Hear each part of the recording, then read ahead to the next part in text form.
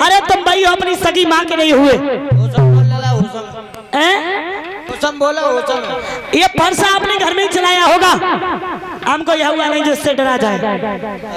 उसी समय राम ने कहा गुरुदेव मेरी एक बात सुनो, बालक के मुंह लगना ज्ञान पर नहीं, और आप एक ब्राह्मण हैं। और समझा के बोले सुनो, कहे रघुराई काहे क्रोध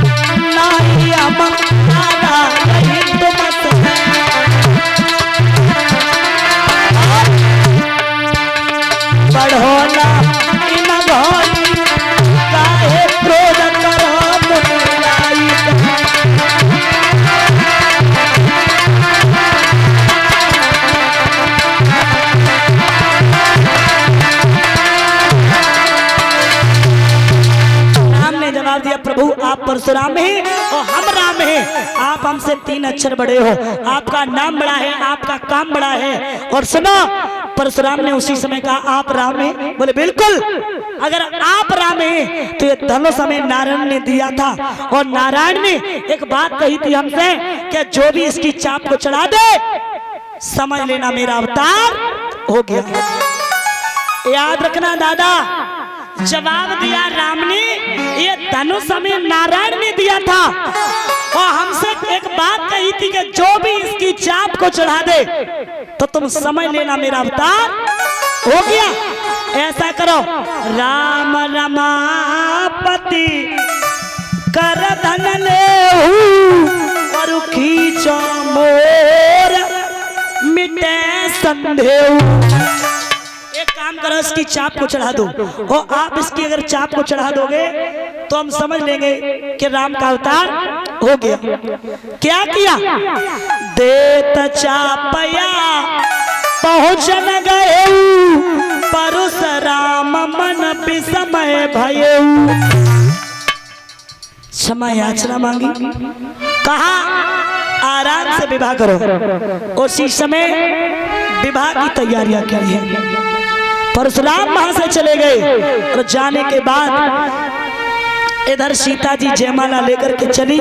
तुलसीदास जी ने चौपाई लिखी है कि रंग भूमि जब सिय पगुदारी और मोहे देख सकल नर नारी। एक जगह ये लिख दिया, और एक जगह तुलसीदास जी ने ये लिख दिया कि मोहे न नारी नारी के रूपा अपन गारई चरित अनूपा। मोहन नारी नारी के फूफा, ऐसा तो लिखो है। तुम्हारी रामायण लगते हो ये लिखी है? हाँ भाई भी लिखी। हमारे जो ग्रंथ है उनमें नहीं लिखी। क्या में हुई? ध्यान रखना पढ़े ना भाई।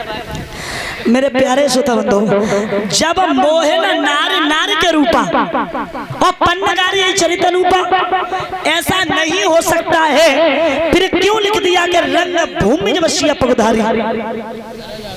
स्त्री को देख करके कभी मोहित नहीं हो सकती है, चाहे वो कितनी भी सुंदर हो, दूसरी कितनी भी खराब हो, लेकिन अपनी सुंदरता के आगे वो दूसरी स्त्री को कभी सुंदर नहीं मान सकती है। ये स्त्री के अंदर कमी है। भावे नई नारी को नारी भारी, कमी है नारी में। फिर क्यों लिख दिया? अब देखिए, तुलसीदास जी की हर चौपाई में शंका है और हर चौपाई में आप चक्कर में पड़ जाओगे। यहाँ लिखा ये भी है कि रंग भूमि जवसिया पगधारी। पगधारी कौन है? स्त्रियां जो थी वो राम को देख करके मोहित हुई, ना कि सीता जी को, और पुरुष जो थे वो सीता जी को। अब वो कैसे? रंग भूमि जवसिया पगधारी। पगधारी कौन है दादा? पगधारी कौन है? भगवान श्री राम। अब इनका नाम पगधारी कैसे पड़ा? जब से नारी और अहिल्या तारी और तबई से नाम पढ़ो पगधारी। तो याद रखना, स्त्रियां जो थी वो राम को देखकर और पुरुष जो थे वो सीता जी को। आगे बढ़ी है, जैसे ही लक्ष्मण ने पैर छुए और मौका मिल गया सीता जी को, सीता जी ने जयमाला डाल दी। जयमाला डाल दी, जैसे ही राम झुके वहां तालियां बज गई। जोरदार तालियां बजाएंगे सभी लोग। बोलिए सियावर रामचंद्र की। रंगचो भैया। सब लोग बड़े प्रसन्न हुए मेरे प्यारे श्रोता बंधु। अब यहाँ विद्वान एक बात लिखते हैं, जब वहां सीता जी का ही ब्याह नहीं हुआ बल्कि चारों भाइयों का विवाह हुआ। अब देखिए परीक्षित जी, चारों भाइयों का विवाह कहां से हो गया दादा? क्योंकि हर जगह पत्र गया था, अयोध्या में राजा दशरथ के लिए पत्र नहीं गया था।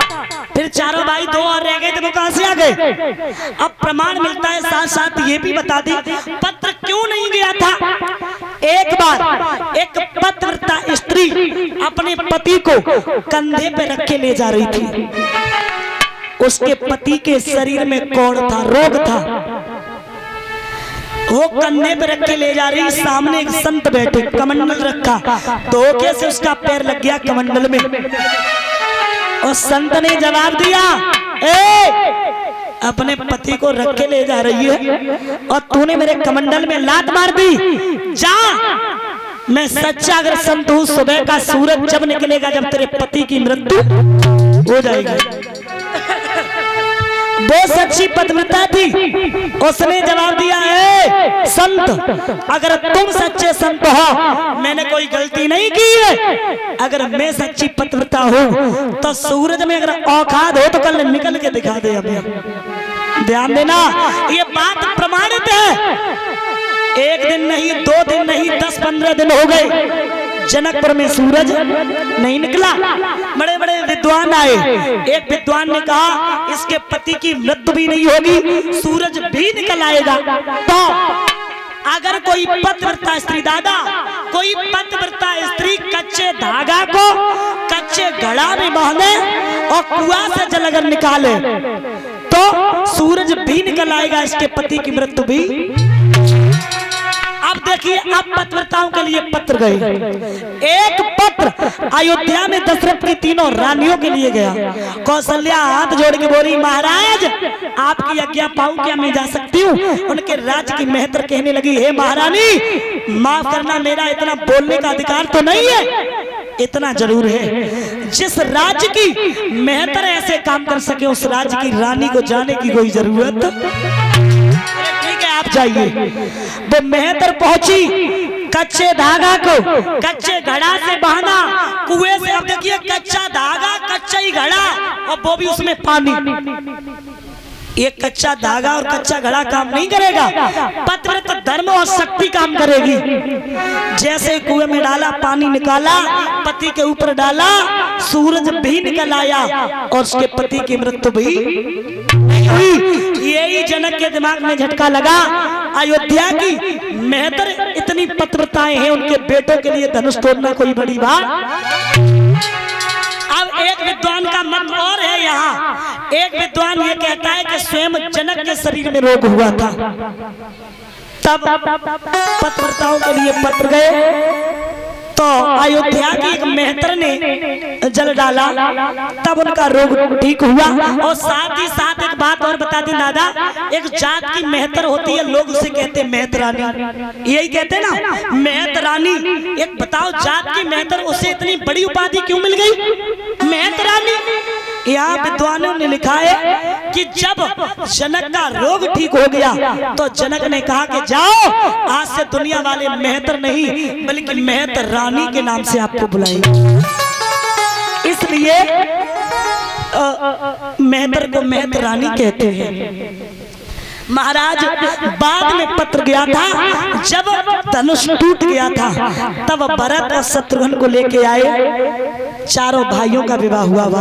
अब देखिए यहाँ बताते हैं राम का सीता के साथ, राम का सीता के साथ और लक्ष्मण का उर्मिला के साथ, भरत का मांडवी के साथ, शत्रुघ्न का सुरत कीर्ति के साथ। याद रखना महाराज जनक ने जब अपनी सीता को विदा किया है तो महाराज जनक बहुत रोए, बहुत रोए। और याद रखना रोने वाली बात है कि देखिए ना जाने ये कहाँ का नियम है, बेटियां जहाँ बेटी का सब कुछ होता है वहाँ कुछ नहीं रहता, और जहाँ कुछ नहीं होता वहाँ सब कुछ हो जाता है।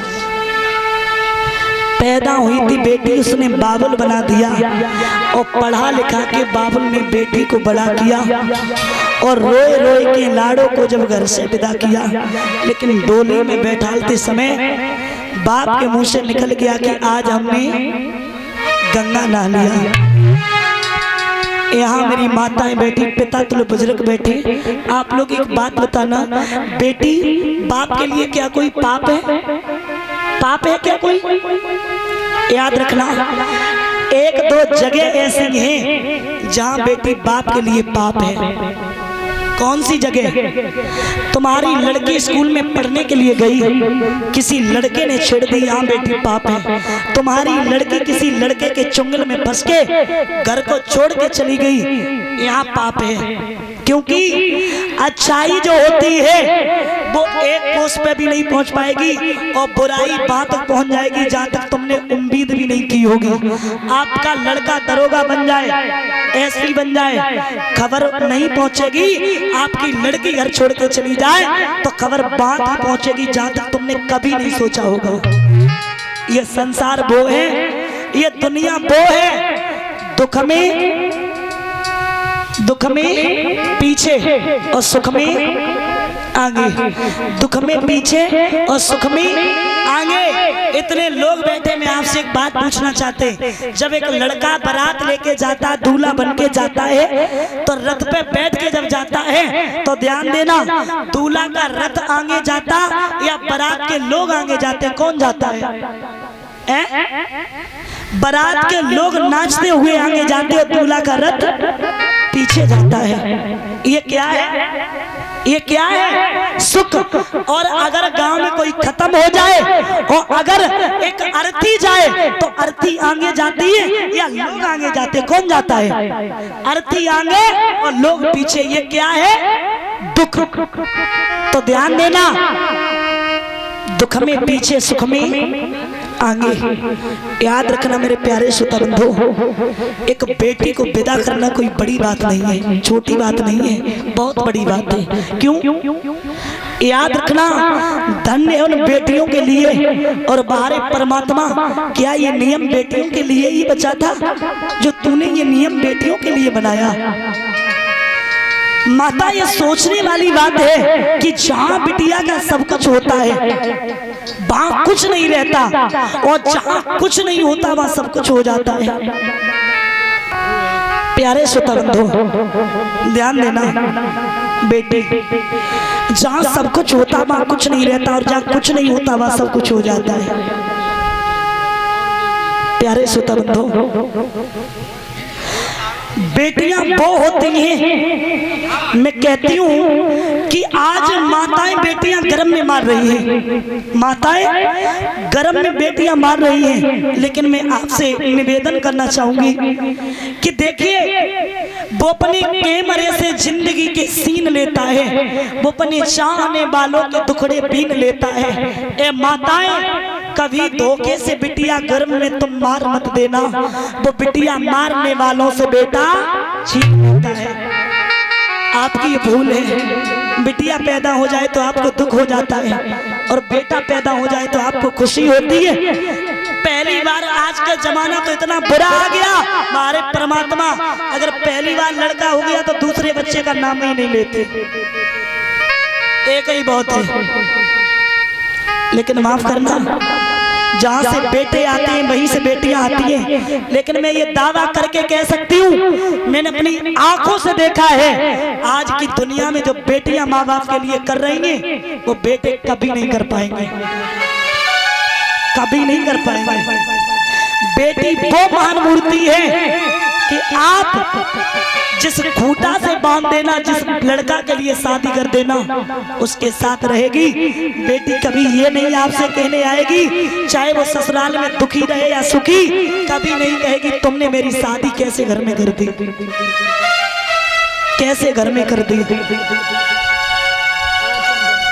याद रखना। लेकिन बेटा, एक बाप मेहनत करता है तो बेटा के लिए, मजदूरी करता है तो बेटा के लिए, लेकिन बेटा ही कहता है तुमने मेरे लिए कर क्या दिया, कर क्या दिया। और ध्यान देना, घर में माँ बाप भूखे पड़े रहे, बीमार पड़े रहे, बेटा एक लोटा पानी भी नहीं देगा। लेकिन बेटी अगर ससुराल में भी पहुंच जाए तब भी उसे चिंता यही रहेगी, और अगर वो पूजा भी करेगी तो यही कहेगी प्रभु मेरे माँ बाप को सुखी रखना। और उसे यही चिंता लगी रहेगी कि पता नहीं मेरी माँ किस हालत में है। और सबसे ज्यादा उसे कष्ट तब होता है जब भाभी घर में अच्छी ना आए, और माँ बाप को जब भाभी परेशान करती है तो उसे बहुत चिंता बढ़ती है। याद रखना मेरे प्यारे श्रोता बंधु, और ध्यान देना, जिस घर में बेटियां हो ना, उस घर का नजारा आप देख लेना, साफ सफाई उस घर की कैसी है। और याद रखना, एक बेटी जब विदा होती है ना, तो ऐसा लगता है एक बाप 6 महीने पहले से तैयारियां करता है, इधर उधर भटकता है, बेटी के लिए अच्छा घर देख ले, बेटी के लिए अच्छा घर ढूंढेगा। कोई 50 बता रहा है, कोई 10 लाख बता रहा है, कोई 5 लाख बता रहा है, कोई फैल करके जा रहा है, परेशान हो जाता है बाप। और ढूंढते ढूंढते बाप का चेहरा उतर जाता है, और जब बाप घर में आता है ना, तो बेटी पूछती है पापा ये आपका चेहरा उदास क्यों है, आपका चेहरा उदास क्यों है, क्या किसी ने ज्यादा मांग लिया। तो बाप कहता है बिटिया ज्यादा नहीं मांग लिया, आज उदास तो इसलिए हूं कि आज से तू पराई हो गई। शांति बनाए रखी माता, आज से तू पराई हो गई और आज से तू मेरी नहीं रही। ध्यान रखना भैया, कितना भी गरीब बाप हो, लेकिन जब तक बिटिया विदा नहीं कर देगा तब तक उसके जेब में से पैसा खत्म नहीं होगा, और बिटिया जब चली जाए तो उसकी जेब से लक्ष्मी चली जाती है। याद रखना।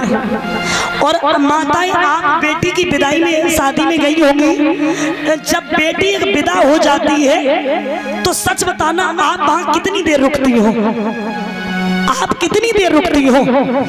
ऐसा लगता है जैसे वो घर खाने के लिए दौड़ता हो, ऐसा लगता है वहां कि पूरे घर की शोभा वो बिटिया अपने साथ ही लेके चली गई हो।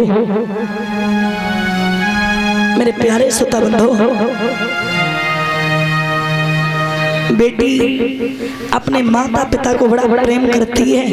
अरे बेटी सज धज के स्टेज पे पहुंच जाती है, लेकिन बाप वही फटे पुराने कपड़ों में स्टेज पे जाता है। कपड़े भी बेटी के चक्कर में बदलना भूल जाता है। याद रखना, पूरा परिवार रोता है, अन्य अन्य भांति माँ भी रोती है, पिता भी रोता है, लेकिन पिता एक बात कहता है, बिटिया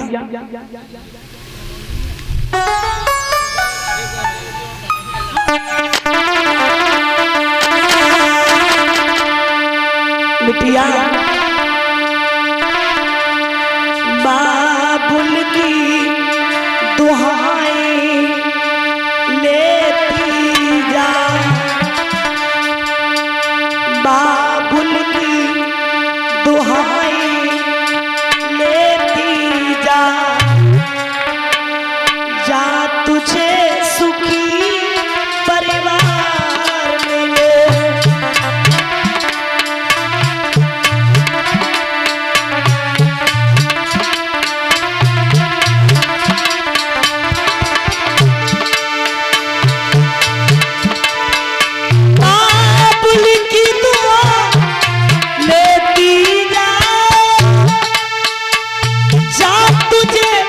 सुखी परिवार मिले, मायके की कभी भी न याद आए, मायके की कभी भी न याद आए, ससुराल में इतना प्यार मिले।